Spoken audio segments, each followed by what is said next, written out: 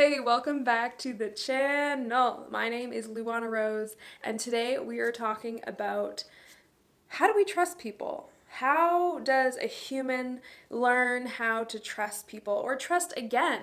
What if you've been in a narcissistic relationship, or maybe you've experienced a lot of adversity, trauma, or hardship in your life, and it's really hard to trust people? There's a desire, hey, I want to trust people. I want to trust that this person has my best interest in mind. But how do I do that, right? Today we're talking about two kinds of trust: cognitive trust, cerebral trust, and somatic trust. Somatic meaning body. The word somatic simply means body. First of all, let's talk about cognitive trust, which most people kind of put under the umbrella of that's what trust is. That's all trust is this cognitive decision based on the story that I know, that I interpret a situation. Based on this knowledge and information, I choose to trust this person, this organization, whether it's a new health regimen, right? Or that you read online, like, whoa, that person seems like they really know what they're talking about. I choose to trust them and try it out, right? That's cognitive trust. Or you start dating someone and it's exciting and it's a friend of a friend, so it's like, okay, I trust them. There's some rapport already there. That is cognitive trust. It's information, knowledge, and the story that you make up to make the decision, the choice to trust. Cognitive trust.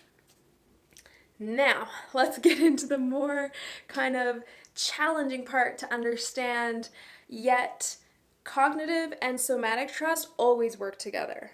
Every human has both.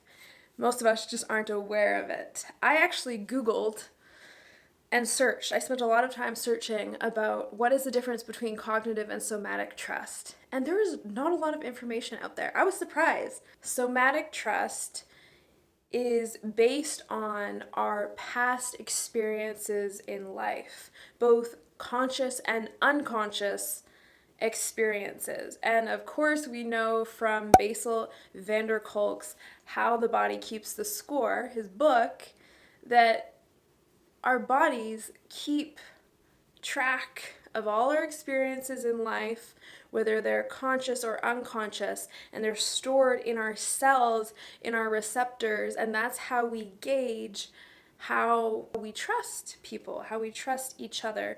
So one thing that's very common, especially if you're a helping person, if you're a teacher, if you're a yoga teacher, a counselor, even a parent or a coach of some sort, sometimes the people that we have very good intentions to help and to care for and to share empathy with, right?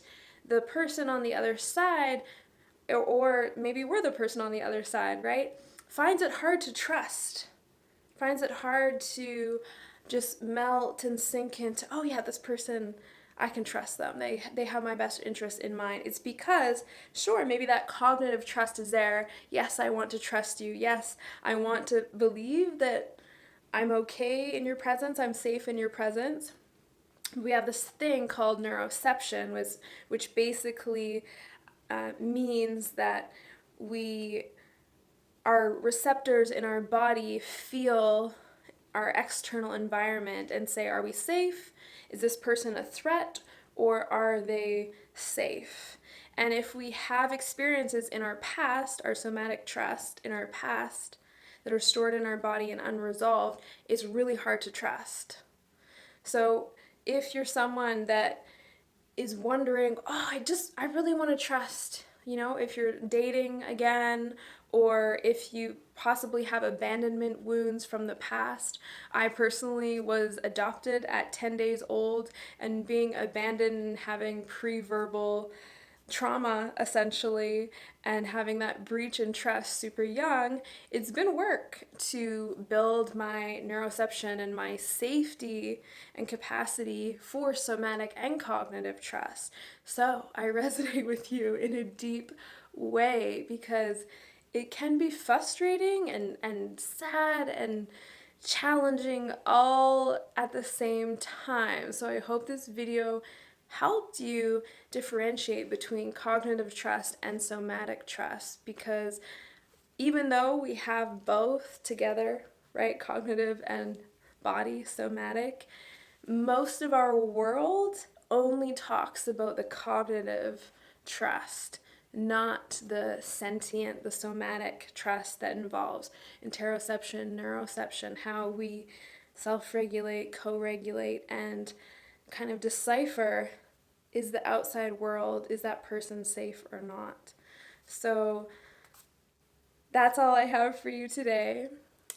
Something to think about if you have any questions or curiosities, or maybe your own experience, if you resonate with this. If you've ever been at the crux of, I want to trust this person, I know I can, but something in my body is kind of misfiring, and it's really hard to identify what is real or not, what is true or not. Is it true that I can trust this person, or something in my body says that it may not be okay to trust this person? So those are those unresolved trauma kind of imprints from the past that can be healed and can be worked out with the right kind of support. So thank you so much for watching, and I'll catch you in the next video. Ciao for now.